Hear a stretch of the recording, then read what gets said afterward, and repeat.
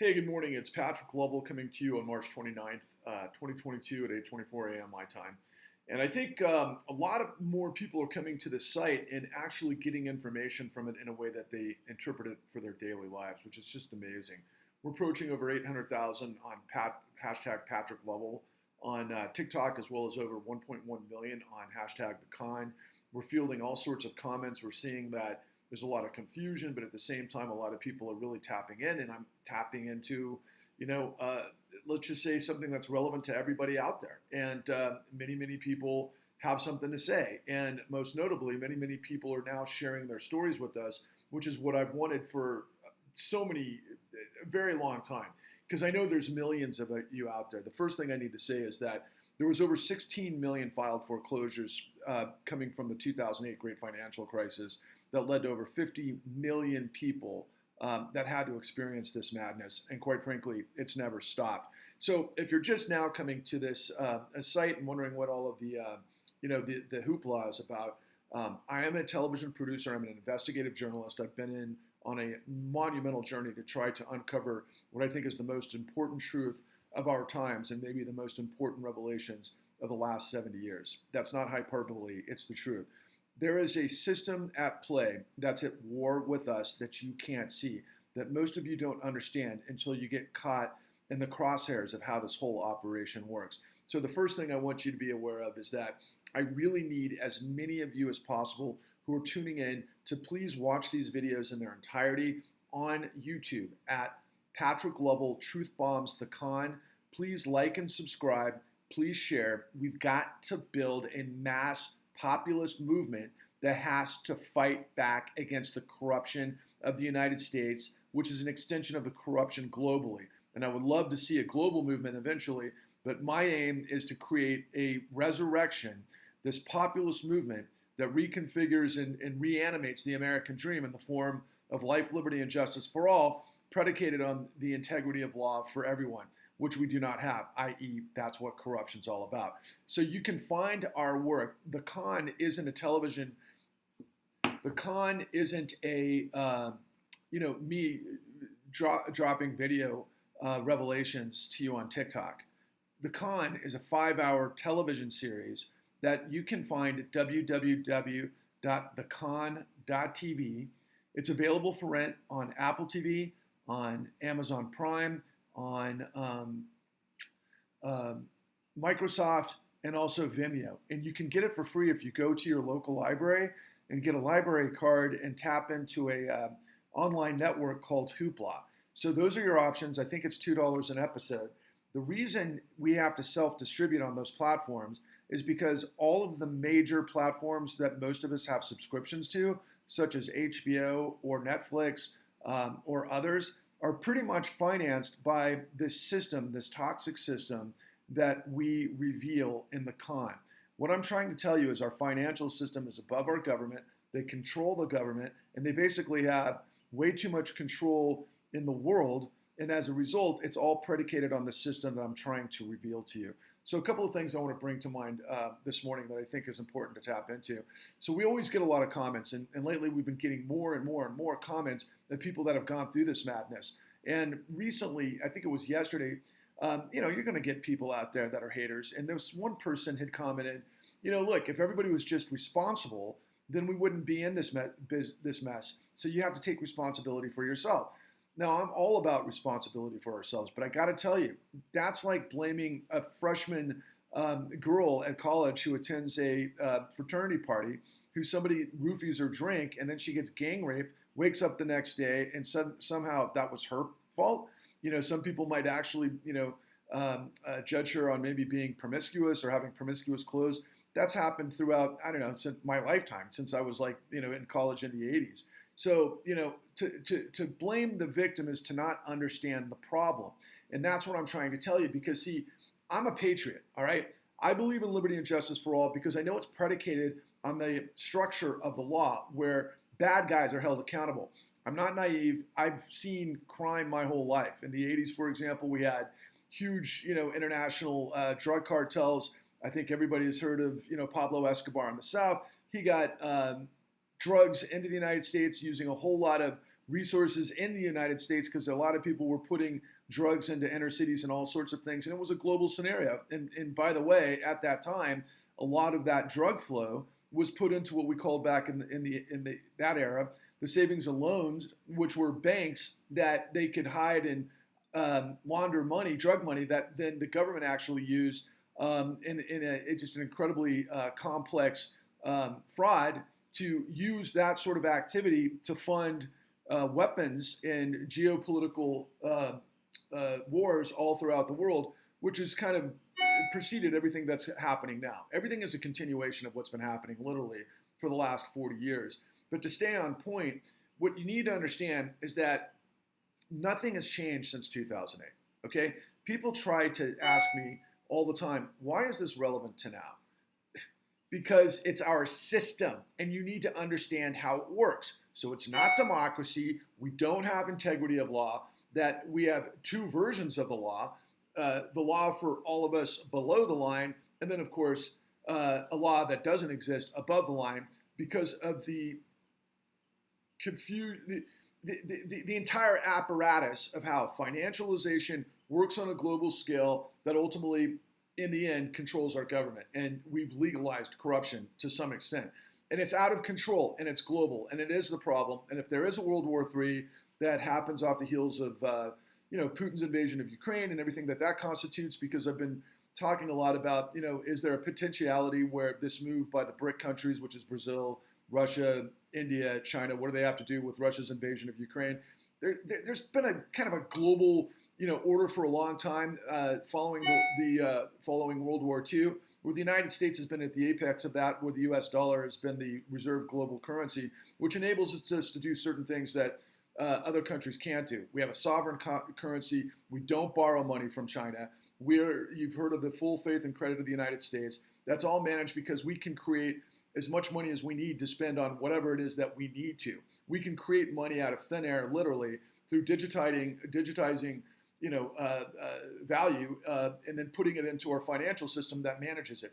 What I'm trying to tell you is the financial system that manages it is the casino that most of you refer to, and they loop the Federal Reserve, and they've created a mythical economy that does not function based on supply and demand.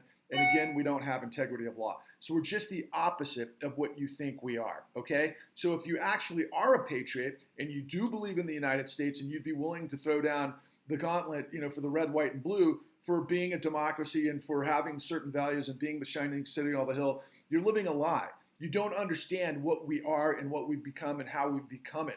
And so when we have this massive battle between the blues and the reds, between what the Biden administration constitutes of 4 decades of, shall we say, Democratic move, well, really going back to the Clintons in the 90s, more importantly, but this move to basically become the, let's call it the liberal wing of the Wall Street ownership of the country, and they own the government. Okay, and they have for a very long time, and they have because of policy, of revolving door, of professionals in the system that come out of top law firms that go into the government that work on policy and back again, and then they work as lobbyists, and then all of these things influence politicians that they provide campaign donations for, that they're going to tell us what we want to hear, and then ultimately they do what the companies want.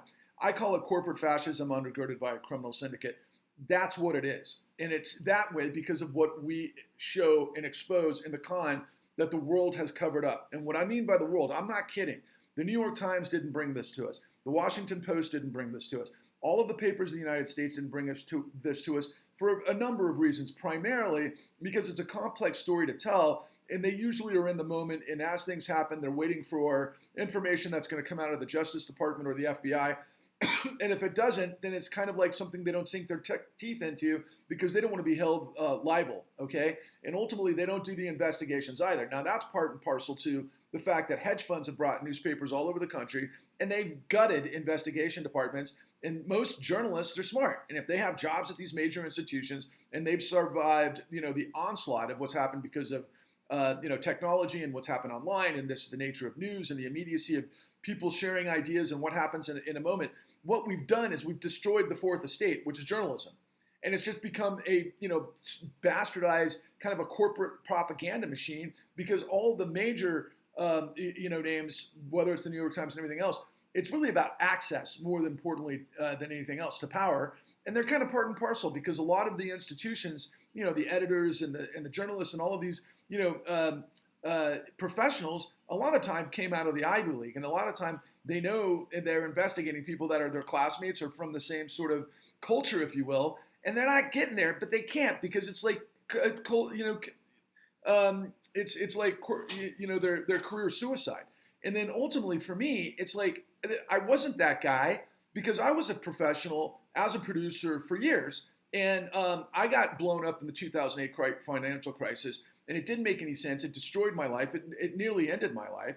But ultimately, I started asking questions. And then because I'm a resourceful guy, I'm a business guy, I put deals together to make something happen. Because at that time, we believed that you could tell stories of the truth and there'd be a market for it, for one, especially if there were tens of millions of people that were gutted by this that would want to know what happened to them. And then also because it's, great programming that, there's competition in the marketplace so that, platforms like HBO Doc, that they would want stories like this that actually impact and tell revelations of, huge stories. And that happens to some degree. There's no question about it. I mean, there's been some fantastic, documentaries over the course of the last 10 years on these platforms that have reached audiences they might not have otherwise. But the bottom line is these platforms, like I've mentioned before, are co-fangled with all of the financing that they depend on to create production and all the big projects, whether it's like Marvel Comics and, the stuff that we love in action, adventure, and huge stories and everything else. A lot of the times the truth of what I'm trying to tell you literally comes, kind of hidden in a lot of like fictional stuff that we watch. Like, for example, I love Game of Thrones and I love watching Peaky Blinders. Both of those shows have literally given us a lot of the truths that I'm, laying on you, but in, kind of hidden ways, that are more metaphorical and, fictionally depicted and, through a drama, which is brilliant. I mean, and I love that. Not to mention satire, for example, like David Sirota and Adam McKay were nominated for the Academy Awards on Sunday. That got obscured by Will Smith's fiasco in a movie that was fantastic. That's on Netflix called Don't Look Up.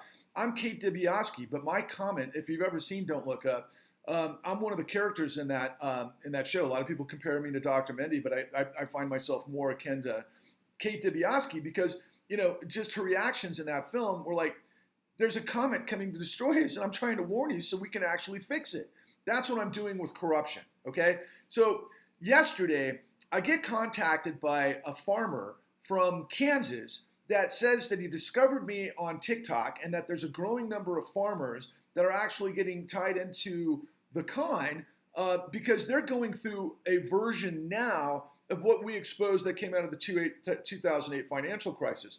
As this guy was telling me about his career and what he did and how he got involved with the debt trap and all sorts of other things and how this whole thing was co-fangled, that I was like, oh my God, what year is it, right? Because I know that the con has been going on nonstop. It's what our system is. We've created debt. We haven't created expansionary economics that have rebuilt the paradigm of the United States. What we did in the aftermath of the collapse of the 2008 great financial crisis is we spent trillions of dollars to the people that destroyed us, and all they know how to do is destroy us. And that's what I'm trying to tell you. And now farmers are coming to me in 2022 telling me that from 2016 through now, the way that their business model works, because farmers have to take out all sorts of debt to be able to get the seed and the equipment and the planning and everything that goes into the process of getting product to market, especially if they're independent farmers, they've got to do it on their own, right? Because they're not working for a big corporate agricultural behemoth. And a lot of the times, we as Americans, value the salt of the earth, the breadbasket, the people that, create our food for the world, quite frankly. And these guys are literally in the midst of the same targeted predation that took place that we expose in the con. And it has almost exact same telemetry, okay? And the reason this happens is because, again, in that machine that I've mentioned to you, which is this black box casino that's run by a whole litany of financial apparatuses, starting with asset managers, first and foremost, some of the biggest names that you can imagine, like BlackRock, Blackstone, Vanguard, some of these others, but particularly BlackRock, are involved with literally everything. And there's a reason BlackRock's involved with it, because Larry Fink and BlackRock were put at the apex of the Federal Reserve emergency stimulus that basically funneled trillions of dollars all over the world, in which BlackRock put itself in this untenable position of being involved with everything, including Netflix. Okay, so what they do is they create this debt financing where they blow people up through these predatory scenarios, through all sorts of documentation, manipulation, and fraud. And again, going back to my analogy to the person earlier who said that if we just took responsibility, we wouldn't have this problem.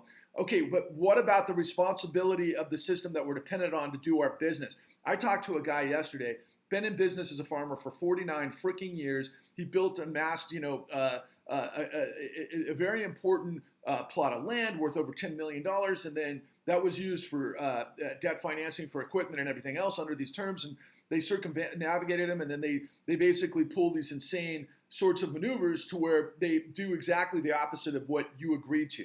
Okay, and then it's all in a whole variety of different ways, because the mechanics of the legalese can confuse even the most ardent scholar of business, and that happened to many millions of people. And so the magnitude of what's going on now is that this property, this land, was really the end game for these asset managers to steal. But here's the con in a nutshell, and this is what happened in 2008 specifically.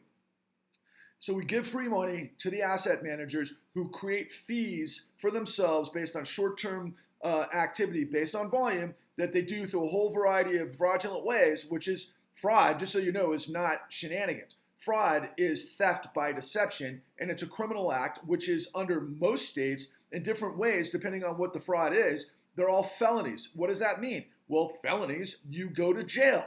And if you're a CEO involved with felonies where your entire apparatus is in on it, it could be a RICO situation, which is racketeering, influence, corrupt organization, which means not only do you go to jail, but you get stripped of any opportunity to be able to be in that profession for the rest of your career or your life. You're shamed, and then you get all of your gains during that time period clawed back. That's how the law is supposed to function. But it doesn't, and it doesn't because of things that we show you in the con, which are insane, which the New York Times hasn't brought to us or anybody else for that matter. So it's really amazing, the parallels of what we're in the midst of going back to the 20s, okay? So the United States had all sorts of struggles that were going on between after the Civil War, through this great industrial revolution, through kind of the states coming together to become the superpower that would ultimately become. But in that process, there was always this battle between the idea, the premise of freedom and liberty and justice for all versus this sort of corporate hegemony, if you will, that's kind of like an extension, if you want to think of it this way, like slave ownership in a way, right? So when you think of capitalism, the idea is what you want to, have private owners that have networks that build businesses, that get product to market, and that they manage it such that they profit from it, but they profit from good business dealing to get great product to market that an informed populace buys. Okay,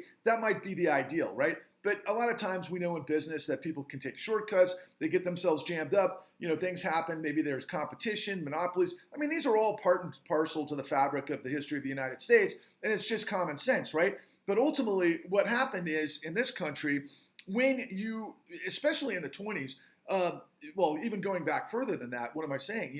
When we had Rockefeller and the Carnegies and all of these huge monopolies in different industries and the titans of the railroads and everything else like that, they were called robber barons. And ultimately, they got more power than the actual government of the United States. So we had a president at that time by the name of Teddy Roosevelt, and he created the Bull Moose Party, which was basically to get control back and break up these companies and their monopolies, because monopoly is anti-competitive, and we are competitive in the United States, because when you have monopolies, you ultimately get monarchies or some sort of oligarchy or some sort of vertical that creates all sorts of things that are antithetical to what is the notion of life, liberty, and justice for all, because there's this constant battle throughout the history of the world, which is to freedom and ownership of the oligarchs, okay? Whether it's monarchies, whether it's dictators, whether it's like in communism, the Politburo, where you got a strong man up top, they all operate the same way, right? There's going to be one dominant power that's going to control everything.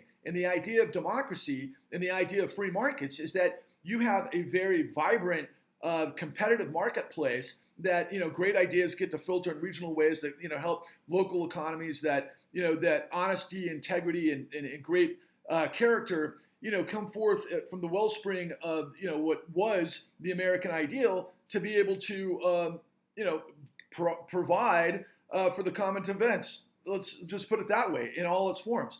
And so what we've done, and I hope it's not too convoluted and confusing for you, but I'm just trying to tell you directly that we've got the answers in the con, because we've laid it out in the matrix of what you need to understand and how this engineered crime spree happens, and to what end, and ultimately how it took over our government. It hijacked our government. You do not have a government of, by, and for the people. You have a government of, by, and for the corruption.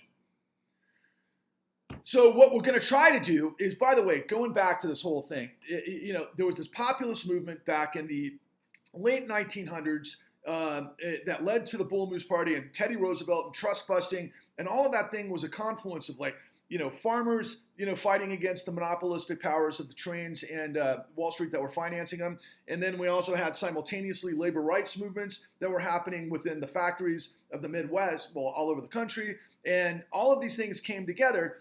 Really, that's the idea, the premise of an order to form a more perfect union. Of course, all of this stuff came after the Civil War, which was to break up slavery, to create a more dynamic and a fair society. And we've been working through it ever since. To great loss of blood and treasure. It's just incredible the amount of sacrifice this country has made to get to the point to where in 2008, it all just erupted. And so President Biden the other day was literally talking about regime change. We know that Putin has put nuclear forces on high alert. We've had a nonstop, crisis between 9/11 at the turn of the century, and then, of course, 2008. Then we've experienced COVID, and now all of this stuff happening with Russia and Ukraine. A lot of people are talking about, oh my God, is World War III on the doorstep, right? My premise is we have been involved with World War III since 9/11, really going back before that. But we're fighting an enemy you can't see, because it operates in the shadows, but only in the shadows from the standpoint because all of the power is in front of your face. But the shadows take place in the back doors of negotiations and tactics with white shoe law firms and people in Congress and the power structure to make rules and regulations or no regulation to be able to create a situation in which it's led to this absolute nightmare. And it's the power that you can't see. So my premise is that we've got a choice in the midterms between corruption, which is the 4 decades long financialization, Ivy League led, which controls the judiciary and which is the deep state, or to the right of that is, some form of, I would call it the Confederacy that is propping up a guy like Donald Trump, who's been really up to his eyeballs in fraud his entire career. What it means is that the people that get to the top of our society are the ones who are viciously committed to lying and deception, and then they find each other, and then they work the rules and the regulations to be able to destroy the rest of us. And that's what I say. They're pissing on our head, telling it's rain. There's details to all of this. They're not hiding. It's not the Rothschilds. It's not some sort of cabal behind the scenes. They're in your freaking face. All of the CEOs on Wall Street are guilty of what we call control fraud. This is what's permeated the entire thing, and that's what's on display in the con, and it ultimately leads to 2 things that I'm trying to get to. This is why we have to come together. Please understand that I'm trying to create a movement to purge corruption that reconfigures life, liberty, and justice for all based on the integrity of law. There's ways to do that. There's ways to activate that. It's parallel to everything that happened in the 20s with the populist movement, and it's not lost on me that farmers are now reaching out to me. Farmers telling me that they're experiencing the exact same thing that we put in the con, and this is the ultimate whodunit, and are you kidding me?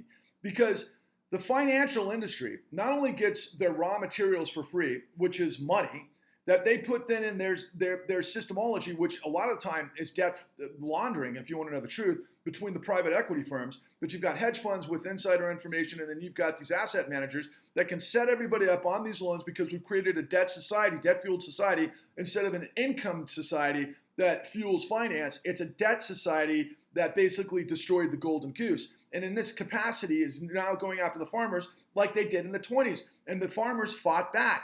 The farmers created the pitchforks. That's where it came from. And then they got together with labor, and then they created everything that led to ultimately what coincided with FDR's New Deal. FDR is constantly, credited for saving capitalism, but from itself, because the Great Depression is what created all this madness, which of course a lot of people think are ebbs and flows of the business cycle, but it's not the business cycle of the free market based on honest dealing. It's based on sabotage of a system that you can't fight, particularly if you can't see, and they're 30 steps ahead of you. And this is the whole freaking, like, are you kidding me moment.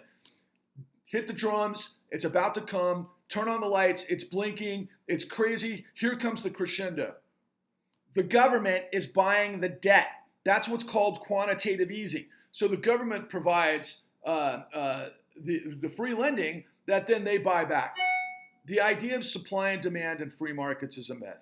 For all of you guys who hate socialism, you know, who want to like blame the victim, who want to do all, you're freaking completely lost. You have no idea that it is socialism for those above the line who are above the law. We cannot allow this to go on. Not if you're an American. Not if you believe in liberty and justice for all. Not if you believe in free markets. Not if you believe in dynamism of the American dream for all of us, okay? You've got to have the law and accountability for the bad guys.